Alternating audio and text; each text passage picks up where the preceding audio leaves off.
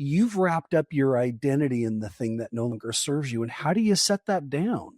I think that that creates a bit of fear for people, which then prevents them from doing exactly what they need to, which is walk away. I love the fact that you've given us a real example that people can look at and say, she did it. She built a company that, for 17 years was who she was her identity.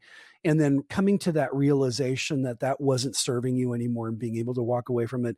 It's a profound moment for me to see it happening in real life. Well done. Thank you. It is unbelievably painful. I remember calling it a psychological bloodbath. And when I knew that it was no longer right for the company or for me to lead that company, and I mean, I'm the one who built it. I mean, it was built on my skill set. I was the sole original founder of the company. And when I finally realized, Malcolm Gladwell talks a lot about the tipping point when the pain of staying the same becomes greater than the pain of change. This is when we finally make that move to change. And so I can remember the feeling I had of like, well, who am I without this company and what will I be? And all of the public perceptions and, people looking at me, how was I going to explain all of that? And, one of my most important advisors who was helping me navigate all of this, he said to me, he said, you have to just walk away. He said, you cannot take any more money from the company. You literally have to just walk away and not turn back. And I remember that day and I was looking at him and I'm like, you mean you just want me to leave? Like I shouldn't get a paycheck. You just want me to leave. And he's like, you have to just leave. And I just remember the feeling of walking from that. And I had launched something else prior. So I had been running Successful Culture in addition to running Information Experts. So that tipping point happened where all of a sudden I had to put all of my emotional energy into Successful Culture. And I can remember, the community, the business community, they were so confused. They were like, well, what do you mean you're leaving Information Experts?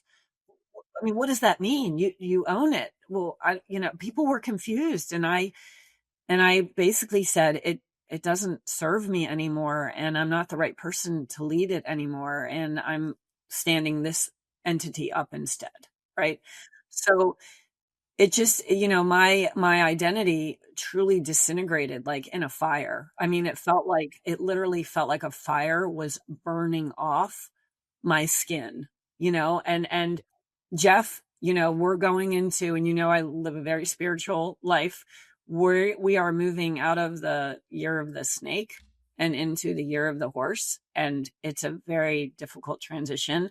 And shedding those skins that we all have, before something can replace that, there has to be a season and a time of complete rawness and openness, right?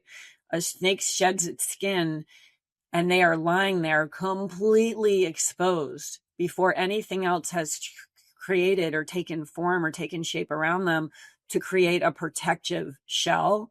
And I can remember being in that space of just complete rawness and vulnerability and openness with no protection of anything. Like, so who are we at the core when what we've known to be true as our identity, either in the personal or professional realm, and I've experienced it both ways, who are we when we shed those identities and we're left just with our core and our essence? And that's why I'm saying to you before, when we first started, when I look at my entire journey of 35 years, the core, the essence of who I am has remained unchanged. And that's why it's so critical for leaders to do the work of deep self-awareness and deep self-understanding and knowledge.